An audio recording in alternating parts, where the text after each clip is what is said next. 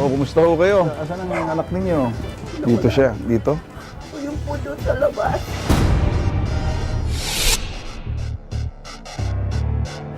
Anong problema mo sa kanya? Pinapaalis ko kasi Matapaw siya lagi nagbibigay dahil ng hindi raw problema sa akin. nagtutulong sa kanya. Ngayon po sabi niya, gusto niya daw tumigas ko doon. Ay, wala ko pa. Basta pasabot ako. Kano-ano mo siya? Tsahin ko po. Kano-ano mo siya? Hindi ko po. Hindi po namin kaano-ano. Ay, nare-reklamo ka ng... Ito ba? Ano? Kilala mo to? Kapatid ko po. Kapatid mo to? Pinapalayas po ako kasi gusto nila. Kapatid mo siya? Opo, sa ama. Kapatid mo siya? Initin mo po ako sa bahay na po niya. Hindi, ibig sabihin, anong kano-ano mo siya? Ate ko po. Ate mo? Ate mo siya? Oo. Sinusubukan mo bang magsinungaling sa harapan ko? Hindi po, sir. Huwag mo ako Hindi po, lolokohin. sir. Ate mo to, katanda-tanda? Papa niyo po, tatay ko po. Ilang taon ka na? 45 na po. Ilang taon to? Tanda na po, sir. Oh. Matanda na po yung napangasawa yung nanay ko. So, ano ang ate mo siya pero wala kang respeto? Pero meron po. Ginagaling mo siya. Opo. Siya ba'y nagpa-aral sa'yo nung bata pa siya? So, hindi ba dapat nagpapasalamat ka sa kanya at parang anak-anakan ka? Opo. Ay, Okay, sige. Nag-aabot-abot naman po Hindi, ako. hindi, hindi, hindi. Hindi yun. Hindi. Pataas po ako doon ng bahay. Hindi muna sandali. Wala akong pakialam kung sino ka. Kung maliit ka o malaki ka, edukado ka o mangmang ka. Ang sa akin lang, ala kang respeto kasi kinento sa akin ito. Siya nagpa-aral sa iyo, hindi ba? Opo. O ngayon, parang ina-ina mo yan. Tama? Kung ikay marunong tumingin at kumalang sa matanda, hindi mo gaganunin. Siga ka rin sa barangay, siguro lahat sasabihin sa'yo kung anong klaseng pagkatao ka eh.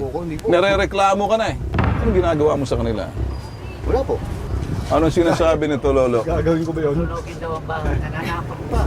Bago daw niya makaalis, papatayin daw lahat ng tao. Oh, ang tapang ko naman.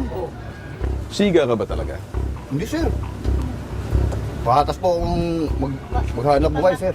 Paano ako magiging siga? Sige. Makinig ka, ha? Kahit po- Makinig ka. Binisita na kita. Sa susunod pagbisita ko sa'yo, may physical akong papatayin kita ng camera, hindi ako nagbibiro. Pag pinatayin kita ng camera, may mangyayari. Sinama ko ang mga pulis para makikita nila kung paano nakipagkumpronto sa'yo. Wala kang takot sa barangay. Maaring dinadaanan. Ito ba'y pinupuntahan ng mga pulis to? Binibisita to? Yes, sir. Pinapunta. Oo, pinupuntahan ka ng mga taga-presinto na yan.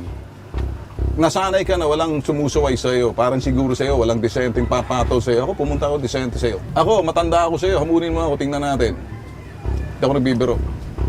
Gawain na kitang sparring party kung gusto mo. Ito sasabihin ko, usapang siga ito. Kaya kitang puntahan anumang oras, saan man, kahit saan. Sa laking mo niyan, kaya kitang ibalibag. Maniwala ka sa akin, hindi ako nagbibiro.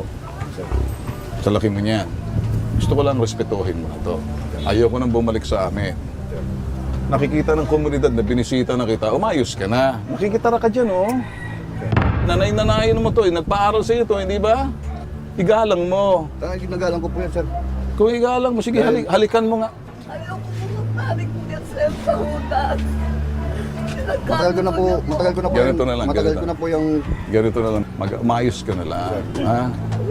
Ayaw ko nang dumating sa opisina namin to. Inere na kita. sir. Pag ito'y may kasunod na, idadaan ko pa rin sa pulis para i-record, i-blatter na pumunta ako rito sa iyo. Nakakasang camera, pag pinatayan ko yan, may mangyayari sa atin. Maniwala ka sa akin. So habang nakabukas yan, minumura kita, protektado ka pa rin. Pag pinatay ko na yan, ibang usapan na, hindi na maganda. Alam mo, sa totoo, itong mga pulis tumitingin lang sa atin. Pambarangay ito, makinig ka. Itong putres na barangay ninyo, natitinag sa iyo eh. Sir, Makinig ka! Nakakita kang masiga sa iyo. Hindi ako nagsisiga. Totoo ako eh. Narinig mo ako. Hindi mo ako kilala.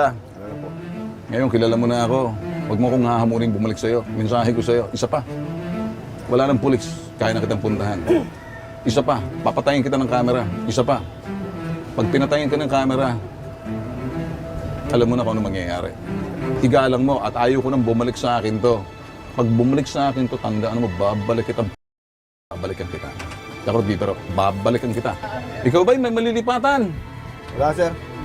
So ngayon, kung wala kang mabililipatan, di mahalin mo sila, makiusap ka, huwag mo sasabihin, susunugin mong bahay. Wala po ang sasabi yan, sir. Ikaw makinig ka, siswertehin ka sa buhay mo kung gagalangin mo ang matatanda. Kung marunong ka sa magulang o wala kang magulang, damol na mahalin mo to. Kasi alam mo, magulang na yan. Naintindihan mo ba? Ngayon, pag sinabi mo susunugin mo yan, babastusin mo to. Kung ano, kung hindi kayo pwede mag-usap, lumayo ka na lang ng konti. Nakintindihan mo ako? Lumayo ka na lang. Ha? Umiiwas ka na lang. Sige po. Ikaw yung naghahanap buhay, sila wala na. O dapat tumutulong ka na lang. Bahala ka na, hindi kita inuobliga. Nagpalaki sa'yo. Tulungan mo. Huwag mo nang gagawin to.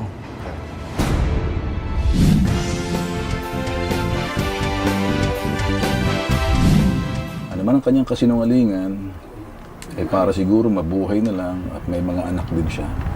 Sayaan mo na siguro, Lola. Siguro, subukan ninyong umiwas muna sa bawat isa. Ha? Pero kung talagang siya ang gagawa ng gulo, hindi alam na ako.